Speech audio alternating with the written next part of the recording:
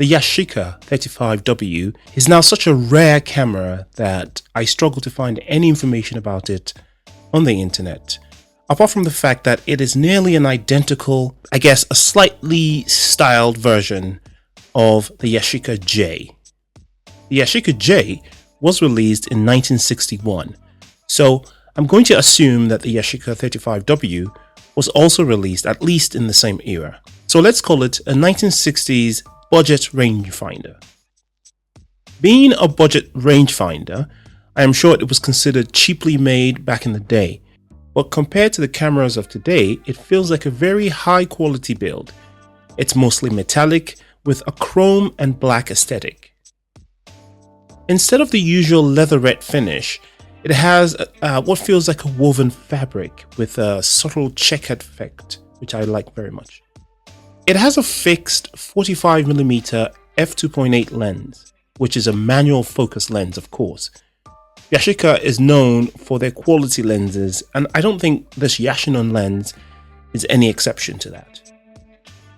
All the controls for this camera are on the lens, thus there are 3 rings around the lens.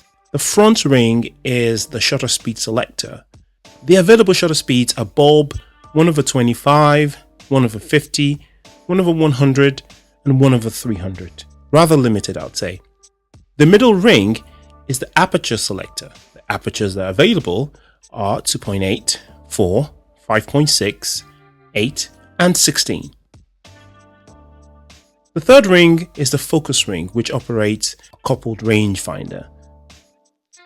The focus ring also has distance markings in meters and feet. It also has a lever to make focusing more comfortable. The lever, along with a short throw of the focusing action, makes focusing very fast with this camera. On top of the camera, you have the shutter release button. It is threaded, so you can use a shutter release cable or soft release button if you like. To the right of that is the film advance lever, which is surrounded by the frame counter dial.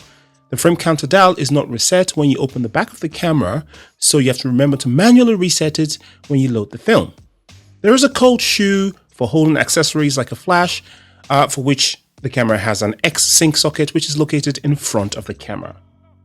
To the left of the cold shoe is the film rewind lever. Film is loaded onto the back of this camera as normal. To open the back of the camera, there is a button switch at the bottom of the camera.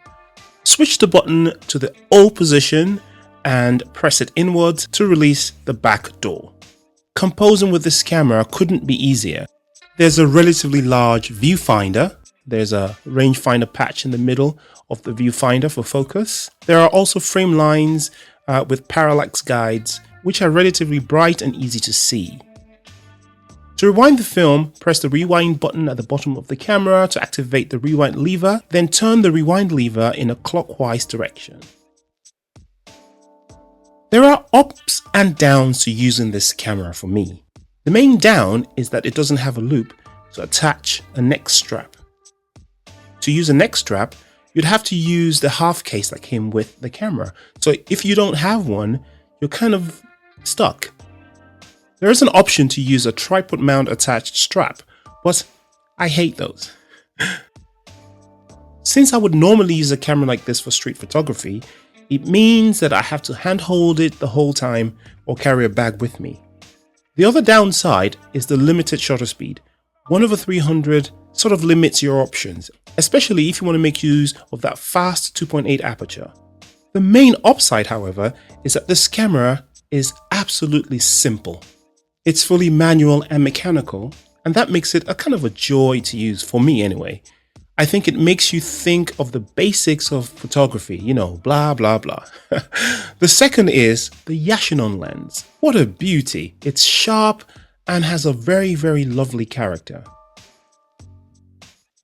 So like I said, I love the character of the photos I got from this camera.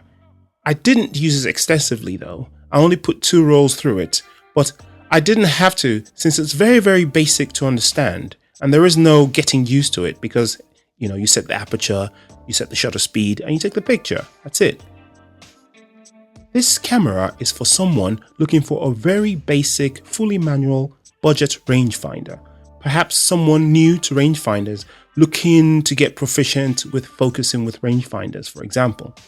Someone that wants to shoot outdoors in good light, doing some casual street photography or something like that. I do not recommend this camera to anyone looking to take photos in trickier circumstances. For that, you may want to wait for the next rangefinder I'm going to be using. Until next time, adios.